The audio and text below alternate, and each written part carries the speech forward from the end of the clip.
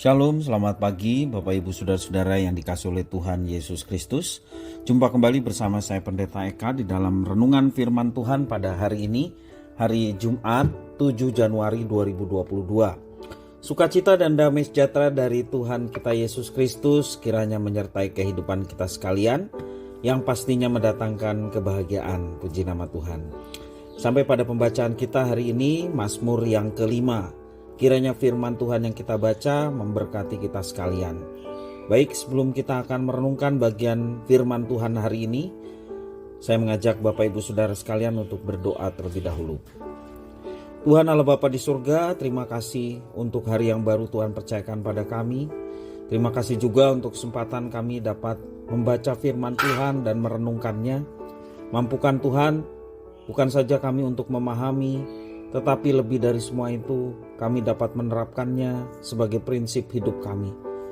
Nama Tuhan dipermuliakan tak kala kami menggenapi firman Tuhan dalam hidup kami. Terima kasih Bapa, terpujilah namamu.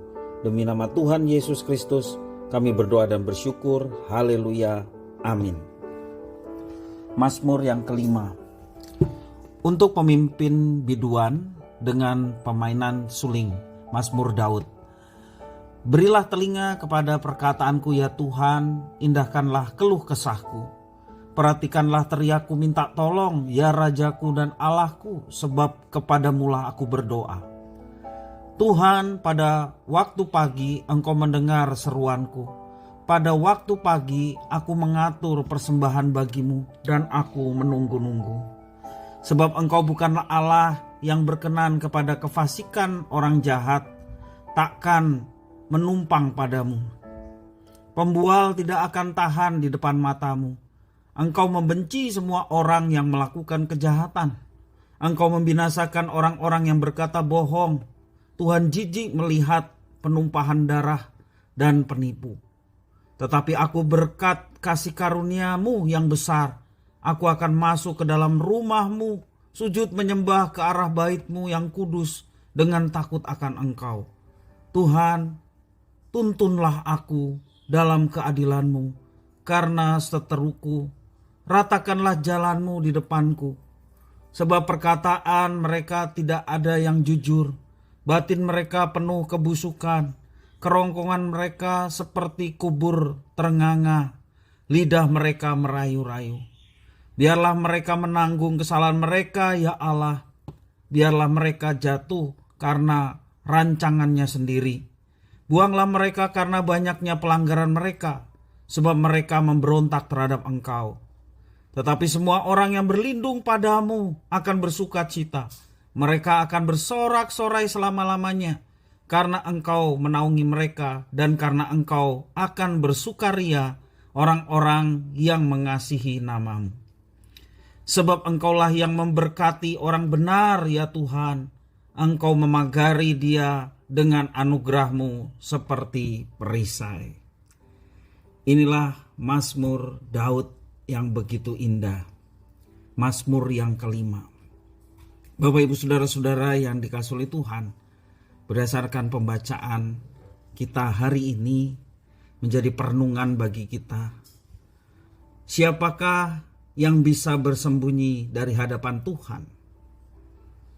Tentu saja tidak ada yang bisa bersembunyi di hadapan Tuhan. Segala perbuatan, bahkan pikiran yang tidak terlihat, demikian perasaan yang tidak kasat mata, yang terdalam, jahat ataupun baik, semuanya terlihat oleh Tuhan. Pengakuan pemazmur memperlihatkan bagaimana Tuhan sanggup melihat semua kejahatan yang dilakukan oleh manusia. Meski pemazmur menyadari bahwa dirinya tidak berdaya menghadapi kejahatan dan kekuatannya, namun ia tahu bahwa Tuhan adalah tempat untuk berseru dan meminta pertolongan. Pengenalan pemazmur akan Tuhan membuatnya semakin percaya bahwa Tuhan akan mendengar setiap seruannya dan senantiasa membela perkara umatnya. Sebab Tuhan tidak berkenan atas berbagai tindakan yang menyengsarakan umatnya, seperti kefasikan, di dalam bait yang kelima. Orang jahat, pembual, dan perkataan bohong. Tuhan jijik terhadap penumpahan darah dan penipuan. Bait yang ketujuh mengatakan demikian. Pemazmur tahu Tuhan tidak pernah kompromi dengan yang namanya kejahatan.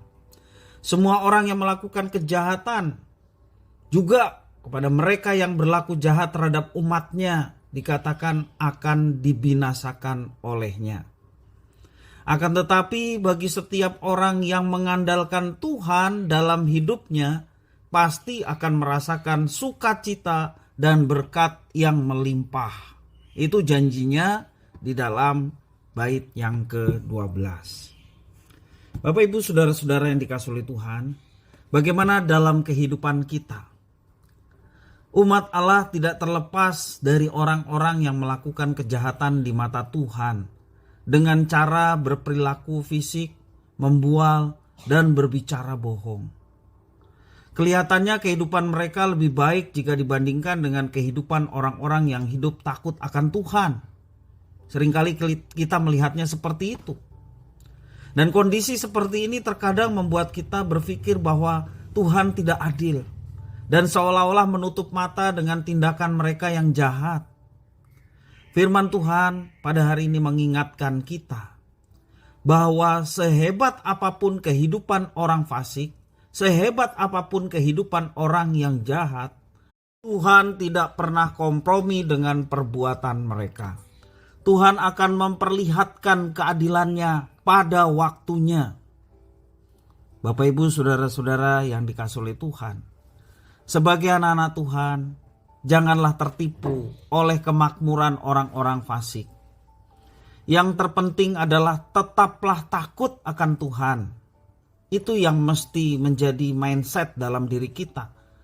Mari kita tetap hidup dalam ketaatan kepada Tuhan. Mari kita tetap mengikut Tuhan. Memang dari mulanya ketika anak-anak Tuhan yang sungguh-sungguh ikut Tuhan dan serius melaksanakan apa yang diperintahkannya, banyak sekali tantangan dari luar, termasuk juga kejahatan-kejahatan dari orang yang tidak hidup takut akan Tuhan. Tetapi janganlah kita menjadi kecil hati dan menjadi takut, karena Tuhanlah yang membela kita. Kita tidak perlu membela Tuhan, tetapi Tuhanlah yang kuasa yang akan membela kita. Kalau kita dizolimi, kita diperlakukan tidak adil, kita dikatakan orang sesat dan lain sebagainya, jangan kita menjadi sakit hati. Tuhan yang bertanggung jawab atas hidup kita, Dia yang akan menjadi pembela kita. Dia akan memberkati hidup orang yang setia di jalannya, yakni orang yang setia mentaati firman-Nya.